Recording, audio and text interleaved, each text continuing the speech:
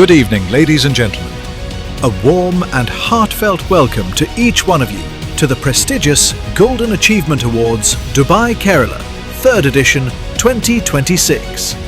The Grand 2026 Kerala edition, celebration of excellence and accomplishment. This magnificent evening is proudly presented by Global Media Events Dubai under the chief patronage of His Excellency Dr. Mohammed Saeed Al-Kindi, Honorable Former Minister, Government of the United Arab Emirates, in association with the Confederation of Kerala Chamber of Commerce and Industry. Tonight, we gather to honour outstanding achievements, remarkable journeys, and inspiring success stories that continue to make us proud across the globe. And now, it is truly a pleasure to introduce the dynamic personality who will guide us through this memorable evening. He is none other than Mithun Ramesh, the Programming Director of Dubai's own Hit 96.7 FM, a celebrated television anchor and a well-known film actor.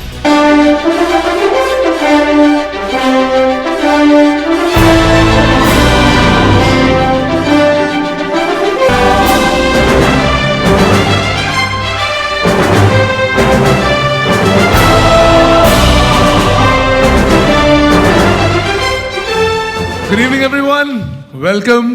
Welcome to Global Media Presence Golden Achievement Awards. And when I say this, I say it with pride.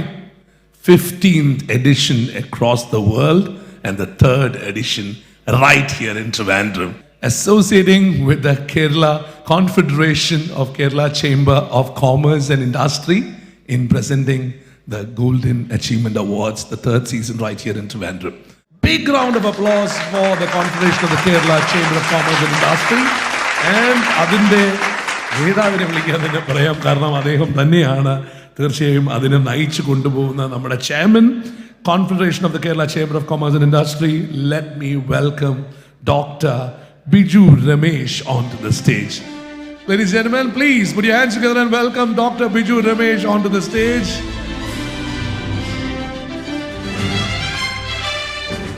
Most respected Dr. Mohammed Al-Kindi and Sri Joseph Sir and MLA Sri Gopakumar, മറ്റു വേദിയിലും സദസ്സിലും ഇരിക്കുന്ന പ്രിയമുള്ളവരെ എല്ലാവർക്കും നമസ്കാരം.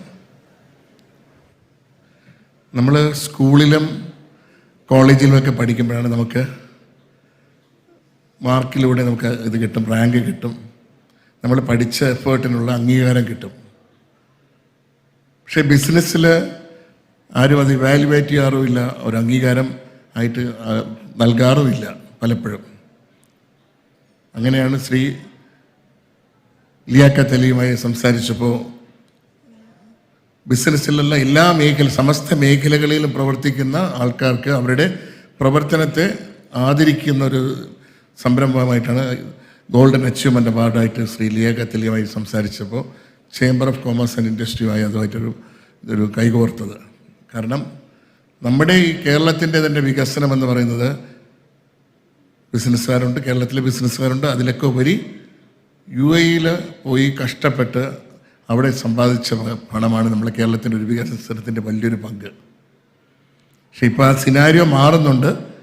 ഇപ്പോൾ ഒരുപാട് ആൾക്കാർ, പുതിയ ജനറേഷനിലെ കുട്ടികളെല്ലാം UAE മറ്റ് യൂറോപ്യൻ കൺട്രീസിൽ മറ്റ് സ്ഥലത്തേക്ക് പോയി അവിടേക്ക് സെറ്റിൽ ഡൗൺ ചെയ്യാണ്. പൈസ ഇങ്ങോട്ട് വരുന്നില്ല എന്നാണ് മുഖ്യമന്ത്രി പറഞ്ഞത്.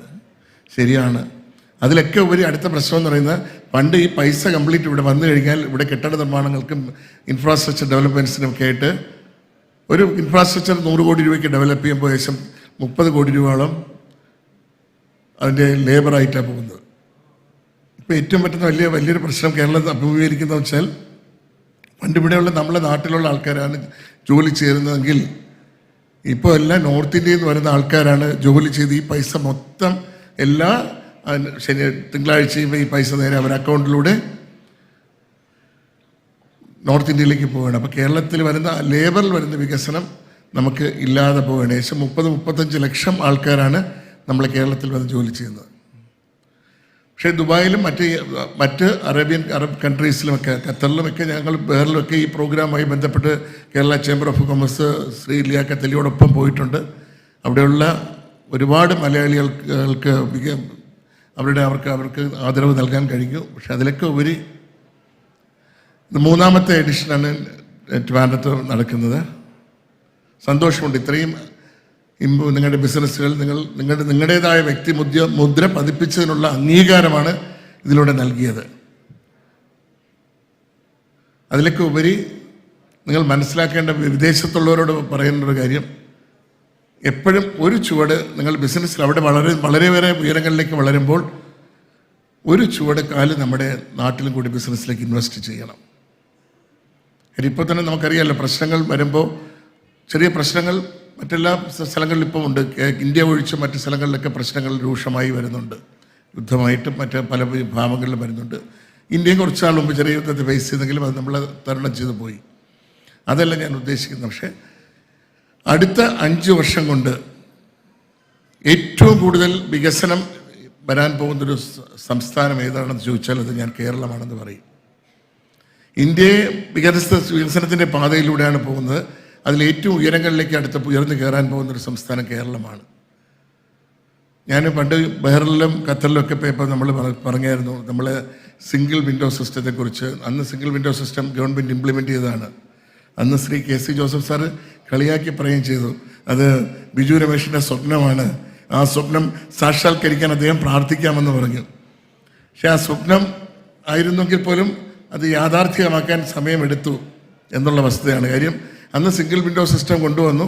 അപ്പോൾ നമ്മളൊരു പ്രോജക്റ്റുമായിട്ട് ചെല്ലുന്നെങ്കിൽ നമ്മുടെ സിംഗിൾ വിൻഡോ സിസ്റ്റത്തിൽ കൊടുത്തു കഴിഞ്ഞാൽ 30 ദിവസത്തിനകം തരുമെന്നാണ് അന്നത്തെ ഇൻഡസ്ട്രീസ് EP ജയരാജ് അടക്കം അതിനുശേഷം വന്ന രാജീവ് അടക്കമുള്ളവർ പറഞ്ഞത്. പക്ഷെ അതിൽ കുറച്ച് പാളിച്ചുള്ളതാണ്. നിങ്ങൾ ആ സിംഗിൾ വിൻഡോയ്ക്ക് കൂടെ അകത്ത് കയറി കഴിഞ്ഞാൽ അകത്ത് കുറച്ചുകൂടെ ഒരുപാട് വിൻഡോസ് കാണുന്നൊരവസ്ഥയായിരുന്നു.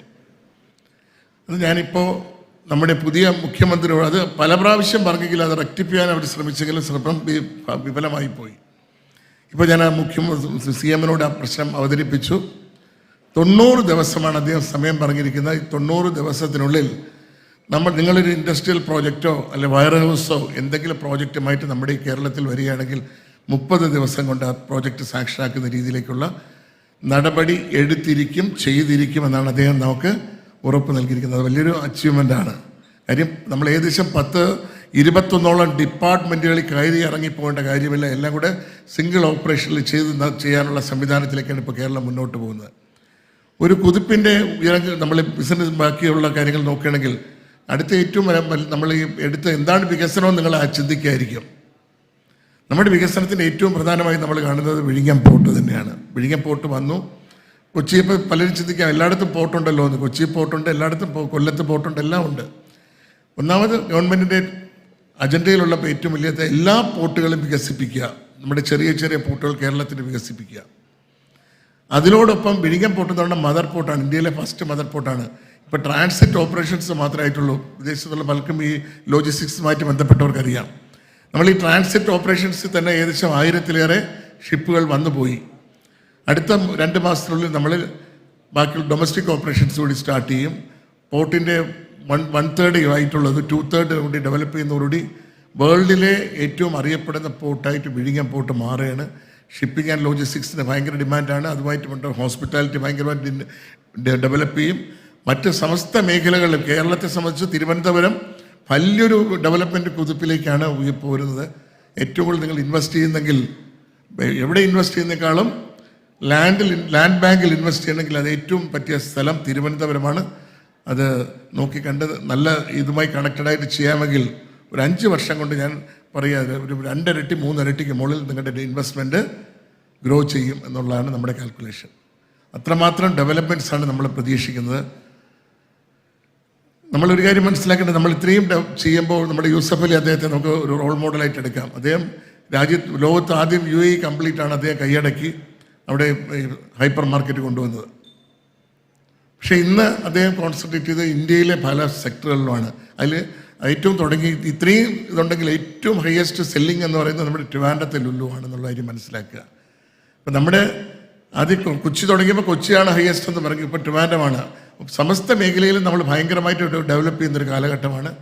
ഇൻവെസ്റ്റ് ചെയ്യുന്നവർ എപ്പോഴും കേരളത്തിലേക്ക് നോക്കുക. നല്ല ഇൻവെസ്റ്റിംഗ് ഫ്രണ്ട്ലി ആയിട്ടുള്ള ഗവൺമെൻറ്റാണ്. വളരെ എന്ത് കാര്യവും നമുക്ക് നിങ്ങൾക്ക് ചെന്ന് കണ്ട് എന്ത് കാര്യവും നമുക്ക് സംസാരിക്കാൻ വളരെ ഫ്രണ്ട്ലി ആയിട്ടുള്ള മുഖ്യമന്ത്രിയാണ് നമുക്ക് കേരളത്തിന് ലഭിച്ചിരിക്കുന്നത്. അതിൽ ഏറ്റവും കൂടുതൽ അഭിമാനമുള്ള ഒരു വ്യക്തിയാണ് ഞാൻ. കാര്യം നിങ്ങൾക്കൊരു കാര്യമായിട്ട് ചെന്ന് നോക്കിയേ, അവിടെ ചെന്നാൽ ചിരിച്ച മുഖത്തോടുകൂടി ആ പ്രശ്നം കേട്ട് അതിനൊരു പരിഹാരം കാണും. അതാണ് ഒരു ജനങ്ങൾക്ക് വേണ്ടിയാണ് ഒരു നേതാവ് വരാൻ. നമ്മളാണ് നേതാവിനെ ക്രിയേറ്റ് ചെയ്യുന്നത്. ആ നേതാവ് എപ്പോഴും ജനങ്ങളെ കൂടെ നിൽക്കണം, ജനങ്ങൾക്ക് വേണ്ടി ഭരിക്കണം എന്ന് പണ്ട് പലപ്പോഴും കേട്ടിട്ടേ ഉള്ളൂ. പക്ഷേ അത് യാഥാർത്ഥ്യമായി കാണുന്നത് ശ്രീ വി ഡി സതീശൻ മിനിസ്റ്ററിലൂടെയാണ്. എല്ലാ മന്ത്രിമാരും കഴിവുള്ളത്, CP ജോൺ അടക്കം ഇന്നിവിടെ സംസാരിച്ചിട്ട് എല്ലാം കഴിവുള്ള പ്രഗത്ഭരായിട്ടുള്ള മിനിസ്റ്റേഴ്സാണ്. ഭാഗ്യം കൊണ്ട് ഇപ്രാവശ്യം നമ്മുടെ കേരളത്തിന് ലഭിച്ചിട്ടുള്ളത്. സമസ്ത മേഖലയിലും ഡെവലപ്മെൻറ്റ്സ് പ്രതീക്ഷിക്കുന്നത്, ഇൻക്ലൂഡിങ് എഡ്യൂക്കേഷണൽ സെക്ടർ ആയിക്കോട്ടെയൊക്കെ നമ്മൾ കഴിഞ്ഞ ഒരു 5 വർഷത്തെക്കാളും ഒരുപാട് മാറ്റങ്ങളാണ് ഇപ്പോൾ വരാൻ പോകുന്നത്. ഇപ്പം കേരളത്തിലേക്ക് നിങ്ങൾക്ക് ഏത് മേഖലയിലേക്ക് ഇൻവെസ്റ്റ് ചെയ്യുന്നെങ്കിലും ഇൻവെസ്റ്റ് ചെയ്യാൻ പറ്റിയ സമയമാണ്. ഇൻവെസ്റ്റ് ചെയ്യണം എന്നുകൂടി ഈ അവസരത്തിൽ പറഞ്ഞുകൊണ്ട് നിങ്ങൾക്ക് അതുമായി ബന്ധപ്പെട്ട് ഇൻവെസ്റ്റേഴ്സിന് എന്തെങ്കിലും ബുദ്ധിമുട്ടുകളുണ്ടെങ്കിൽ നിങ്ങൾക്ക് എപ്പോഴും കേരള ചേംബർ ഓഫ് കോമേഴ്സുമായി ബന്ധപ്പെടാം. ചേംബർ ഓഫ് കോമേഴ്സിൻ്റെ ഓഫീസ് സെക്രട്ടറി ശ്രീ തോമസ് ഇവിടെയുണ്ട്. തോമസിൻ്റെ നമ്പർ വേണമെങ്കിൽ നിങ്ങൾക്ക് മേടിക്കാം. ഞാൻ അതിൻ്റെ ചെയർമാനാണ്. വൈസ് ചെയർമാൻ ഷിബു പ്രഭാകരൻ്റെ ഇവിടെയുണ്ട്. നിങ്ങൾക്ക് ആരുമായിട്ട് വേണമെങ്കിലും ബന്ധപ്പെടാൻ നിങ്ങൾക്കുള്ള എല്ലാ അസിസ്റ്റൻസും കേരള ചേംബർ ഓഫ് കോമേഴ്സിൽ നിന്ന് ലഭിക്കും എന്നുകൂടി അവസരത്തിൽ പറഞ്ഞുകൊണ്ട് എല്ലാവർക്കും ജഗദീശ്വരൻ അനുഗ്രഹിക്കട്ടെ എന്ന് പ്രാർത്ഥിച്ചുകൊണ്ട് നിർത്തുന്നു. നന്ദി, നമസ്കാരം. That the chamber is providing us, and of course this is an honor from the heart. Dr. Biju Ramesh.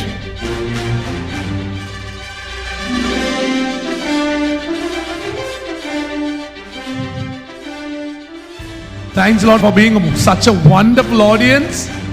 Thank you everyone. അടുത്ത എഡിഷനിൽ കാണും വരെ take care. Okay? Thank you everyone. Thanks a lot. Thank you.